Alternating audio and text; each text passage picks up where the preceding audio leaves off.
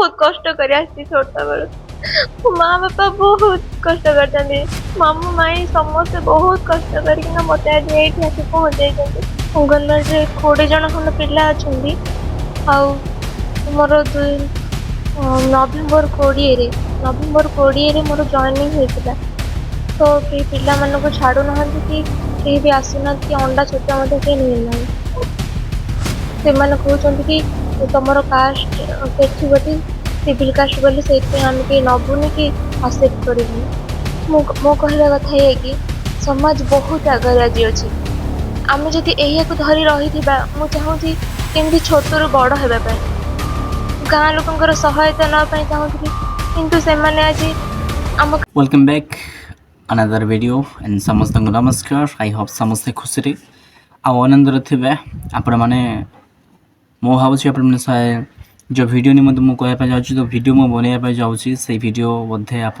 देखी सारी थे तथापि मुझे कहवाई चाहूँगी केन्द्रापड़ा गोटे गाँव में कौन नीच जाति गोटे जड़े झील अंगनवाड़ी गोटे कमटा पाइले चाकरी हो बा जेकोसी विषय मत पाइले जोड़ा कि सरकार तरफ गवर्नमेंट मध्य पाई किंतु से जो गाँव में बसती करुले लोक मैंने टी उच्च जाति थे केस्ट हो पारे अदर केस्ट हो पारे से प्रकार मध्य यहीपरि गोटे झील कौन गले सेठारे पूरा डायरेक्ट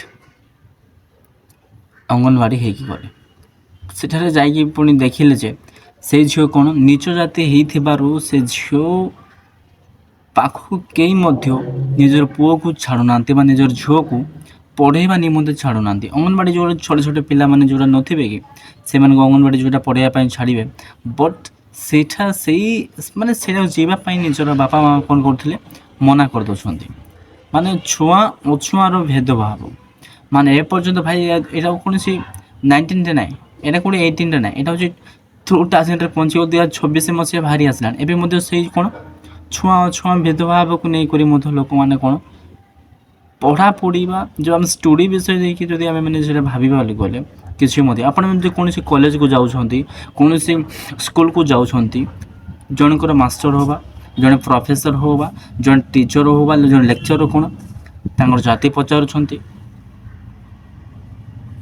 तुम कौ जाति सार नाम कौन ये कौन से सब विषय कौन आप शिक्षा कौन ग्रहण कर तो कदापि केवे भी ना किंतु एबे कौन पे से भेदभाव भाई मॉडर्न जुग है बट लोक मानकर ज्ञान पर्यंत पशुनी जे जड़े नीच जातिर लोक जड़े उच्च जाति को जाइए डेभलपमेंट टी हूँ टी आगू टी बढ़तु यह केवे किए चाहती किए चाहिए किए मत इच्छा करें बट अधिकांश लोक अच्छा अधिक अधिक लोक भावती कि जेपरिक अधिक टी बढ़तु टी आगू जमी बढ़ी पारती बट अधा लोक अच्छा जो बढ़ीजे दृष्टि टे भल देखा अरे आम सीना बढ़िया कथा बट ताकि बढ़ीगले अच्छा ना केते लोक अच्छा मो सीना पास होबार था बट ताकि केमती पास होगा प्रथम से भिडियो आप देखूँ तापर आम मैंने कौन कथबार्ता मुझे बहुत कष्ट कर छोट बेलू माँ बापा बहुत कष्ट कर मामू माई समस्ते बहुत कष्ट करके मत आज ये आसी पहुँचे अंगनवाड़ी 20 जन खंड पिला अच्छा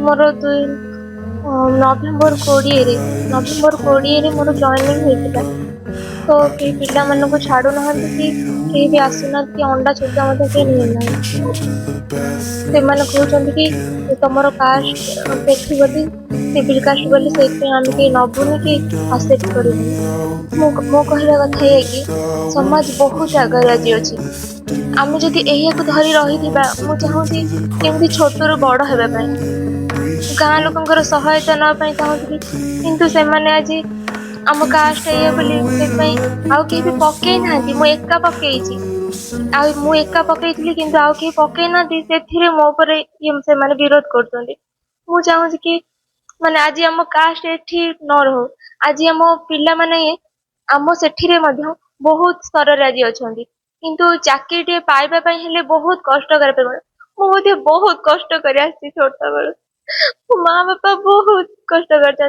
ମାମୁଁ ମାଇଁ ସମସ୍ତେ ବହୁତ କଷ୍ଟ କରିକିନା ମତେ ଆଜି ଏଇଠି ଆସି ପହଞ୍ଚେଇଛନ୍ତି।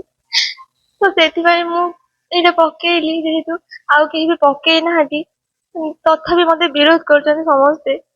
ବହୁତ କଷ୍ଟ ଲାଗୁଛି, ବହୁତ କଷ୍ଟ ଲାଗୁଛି। ପିଲାମାନଙ୍କ ମୋର ଇଚ୍ଛା କି ମୁଁ ଜଣେ ଟିଚର ହେବି, ପିଲାମାନଙ୍କୁ ପଢାଇବା ପାଇଁ ବହୁତ ଇଚ୍ଛା କରିଛି, କିନ୍ତୁ ପିଲାମାନେ ଆସୁନାହାନ୍ତି କେହି, କି ସେମାନଙ୍କୁ ମଧ୍ୟ ତାଙ୍କ ବାପା ମା ମାନେ ଛାଡୁନାହାନ୍ତି। ମୁଁ ଡାକୁଛି ସମସ୍ତଙ୍କୁ ଡାକୁଛି କି ଆସ, ଛତୁଆ ନିଅ, ଅଣ୍ଡା ନିଅ। ନେଇଥିଲେ ଆସିକି, ମଝିରେ ଥରେ ନେଇଥିଲେ, 4-5 ଜଣ ଖଣ୍ଡେ ନେଇଛନ୍ତି। ମାନେ ସେଇ ମ୍ୟାଡ଼ାମ୍ ତା କହୁଛନ୍ତି, କାନ୍ଦି କାନ୍ଦିକି କହୁଛନ୍ତି, ମୁଁ ନିଜ ହାତରେ ମୁଁ ଏତେ କଷ୍ଟ କଲି, ମୋ ମା ବାପା ମାମି, ମୋର ମାମୁଁ ମାଇଁ ସମସ୍ତେ ଯେତିକି ମଧ୍ୟ ପରିବାର ଲୋକ ଅଛନ୍ତି ସମସ୍ତେ କ'ଣ କଲେ, ଏଇଟାକୁ ବା ଏଇ ସ୍ଥାନକୁ ପହଞ୍ଚିବା ପାଇଁ, ଏଇ ଲେଭେଲକୁ ପହଞ୍ଚିବା ପାଇଁ ମୁଁ ଏତେ କଷ୍ଟ କରିଛି ମାନେ କହିହେବନି। ବଟ୍ ଏଇ ପରିସ୍ଥିତିରେ ମାନେ ତାଙ୍କ ପାଖକୁ କେହି ମଧ୍ୟ ନିଜର ଛୁଆମାନଙ୍କୁ ପଠାଉନାହାନ୍ତି। ମାନେ ତାଙ୍କ ପରିସ୍ଥିତି କେମିତି ହେଇଥିବ ଆପଣ ନିଜେ ଭାବନ୍ତୁ। ମାନେ ଟିକେ ଭାବନ୍ତୁ, ଟିକେ ଆପଣ ଯଦି ସେଇ ସ୍ଥାନରେ ଥିବେ ବା ସେଇ ଜାଗାରେ ଥିବେ, ଆପଣମାନଙ୍କର ଫିଲିଙ୍ଗସ୍ କେମିତି ହେଉଥିବ, ମାନେ କେମିତି ହେବ ଭାବନ୍ତୁ। ଭାଇ ଏତେ କଷ୍ଟ କରିକି, ଏତେ ମେହନତ କରିକି ଯଦି ଆମେ ଗୋଟେ ଜାଗାକୁ ଯିବା, ସେଇ ଜାଗାରେ ଯେଉଁଟା ଆମକୁ ମିଳିବା କଥା ଯଦି ଆମେ ସେ ପାଇବାନି, ମାନେ କେମିତି ଲାଗିବ। ସେଇଟା ବି ନିଜର ଜାତିକୁ ନେଇକରି, ଆମର ଜାତିକୁ ନେଇକରି, ଆମମାନଙ୍କର ସରନାମକୁ ନେଇକରି, ଆମମାନଙ୍କର ଏଇ ଜାଗତିକ ବିଷୟ ଯେଉଁଟା କ୍ରିଏଟ୍ ହେଇଛି ନା, ସେଇ ବିଷୟକୁ ନେଇକି ଯଦି ଆମେ ମାନେ ଯଦି ଯେଉଁଟା ପାଇବାର ଅଛି ତାହା ଯଦି ଆମେ ପାଇପାରିବା ନାହିଁ, ଯଦି କି ଲାଭ କ'ଣ? ପଢ଼ିକି କିଛି ମଧ୍ୟ ଲାଭ ନାହିଁ। ଅନେକ ଲୋକ ଭାବୁଛନ୍ତି ଆଜିକାଲି ପଢ଼ିକି କିଛି ମଧ୍ୟ ନାହିଁ। ମୁଁ କହିବାର ମାନେ ପଢ଼ିକି କିଛି ମଧ୍ୟ ଲାଭ ନାହିଁ। କାରଣ ଯଦି ଆପଣ ପଢ଼ୁଛନ୍ତି ବୋଲି କହିଲେ, ଜଗତରେ ବା ଯେଉଁଠି ତୁମେ ରହୁଛ, ଏଇ ଓଡ଼ିଶାର ବା ଜଗତରେ ବା ଦୁନିଆରେ ତୁମେ ରହିବା ପାଇଁ ହେଉଛ ବୋଲି ଆପଣ ଟିକେ ସିଗ୍ନେଚର୍ କରିବା ଜାଣ, ଟିକେ ବୁଦ୍ଧି ଟିକେ ଖଟେଇବା ପାଇଁ ଜାଣ, ଟିକେ ତାପରେ ସେଇ ଉଦ୍ଦେଶ୍ୟରେ ପଢ଼। ଚାକିରି ତ ଆଉ ଜଗତର ଚାକିରି ବୋଲା ଜିନିଷ ନାହିଁ କିଛି। ପ୍ରପର୍ଲି ଆପଣମାନେ କହିବା ପାଇଁ ଚାହୁଁଛି, ଚାକିରି କେବେ ମଧ୍ୟ ଯେଉଁ ଲୋକମାନେ ପୁରା ମେହନତ କରୁଛନ୍ତି ସେମାନଙ୍କୁ କେବେ ମଧ୍ୟ ଚାକିରି ଦିଆଯିବ ମାନେ। ଯଦି ଆପଣମାନେ ଯଦି 10 ଲକ୍ଷ 5 ଲକ୍ଷ ମୁହଁରେ ଫୋପାଡ଼ି ଦେଲ, ଅବଭିୟସ୍ଲି ଆପଣ 10th ପାସ୍ ହୁଅନ୍ତୁ ନ ହୁଅନ୍ତୁ ବା ଡିଗ୍ରୀ କରନ୍ତୁ ବା ନ କରନ୍ତୁ, ଚାକିରି ଥୁଆ ଭାଇ। ଆଗରେ ଯେଉଁ ଲୋକମାନେ ପାଇଥିଲେ, ଏବେ ଆଉ କୌଣସି ନାହିଁ। ଯଦି ଏବେ ମଧ୍ୟ ଜଣେ ଯଦି ବୋଲେ ଏତେ କଠିନ ପରିଶ୍ରମ କରି ଯଦି କୌଣସି ଲେଭେଲରେ ପହଞ୍ଚିଗଲେ, ଯଦି ଗୋଟେ ପଦବୀରେ ପହଞ୍ଚିଗଲେ, ତଥାପି ସେଠାରେ କ'ଣ ଗୋଟେ ସମ୍ମାନ ନାହିଁକା, ତା'ର ଭ୍ୟାଲ୍ୟୁ କା ନାହିଁକା। ଭାଇ ସିଏ କେମିତି ପାଇଗଲା, ଆମେ ତା ଜାଗାକୁ ଯାଇକରି ତାଙ୍କୁ ପାଠ କିଛି ପଢ଼ାପଢ଼ି ନାହିଁ, ମାନେ ସେ ସିଷ୍ଟମ୍ ଚାଲିଛି ନା ଏଠି। ସେ ନିଚ ହେଇକି ଆମକୁ ଉଚ୍ଚ ଜାତିର ଲୋକ କେମିତି ପାଠ ପଢ଼ି ପାରିବ? ନୋ ଚାନ୍ସ, କେବେ ମଧ୍ୟ ନାହିଁ। ତାମାନେ ଯେଉଁ ଲୋକମାନେ ଛୋଟ ଜାତିର ଅଛନ୍ତି ସେମାନେ କେବେ ମଧ୍ୟ ପାଠ ପଢ଼ି ପାରିବେ ନାହିଁ, ଆଉ କେବେ ମଧ୍ୟ ଉପର ଲେଭେଲକୁ ଯାଇପାରିବେ ନାହିଁ, ଯିଏକି ସେଇ ବ୍ୟକ୍ତି ବା ସେଇ ଝିଅ ଅନ୍ୟ ଲୋକମାନଙ୍କୁ ପଢ଼େଇ ପାରିବନି। ୱାହ, ଏହା ଗଭର୍ଣ୍ଣମେଣ୍ଟ ହେବା। କିନ୍ତୁ ଏ ଭିଡ଼ିଓ ଦେଖିଲା ପରେ ମଧ୍ୟ ଆମର ମୁଖ୍ୟମନ୍ତ୍ରୀ ସାର୍ କିଛି କରିପାରିବେ ନାହିଁ, କାହିଁକିନା ତାଙ୍କର ହାତ ସବୁ ବନ୍ଧା ହେଇଛି। ଆଉ SC/ST ପାଇଁ କ'ଣ ରିଜର୍ଭେସନ୍ ଲାଗିଛି? ଭାଇ କେଉଁଠି ରିଜର୍ଭେସନ୍ ଲାଗିଛି? ଭାଇ ଲାଗିଲେ ମଧ୍ୟ କ'ଣ ହେଉଛି? କିଛି ମଧ୍ୟ ଫରକ ନାହିଁକା, କିଛି ଫରକ ନାହିଁକା। ଯଦି ଗୋଟେ ଦୁଇଟା ଯଦି ଭାଗ୍ୟବଶତଃ ପାଇଗଲେ, ସେଠାରେ ମଧ୍ୟ ଏ ପ୍ରକାର ବିଷୟ ଯେ ଆଣିଲା ପରେ ଏକ ସବୁକିଛି ଭର୍ତ୍ତି କରାବ। ତ ଆପଣମାନେ ମଧ୍ୟ ଏଇ ଭିଡ଼ିଓରେ ସହମତି ଅଛନ୍ତି କି? ଯଦି ଆପଣମାନେ ନ୍ୟାୟ ପାଇବା ପାଇଁ ଚାହୁଁଛନ୍ତି ତ ଦାବି କରନ୍ତୁ ନା।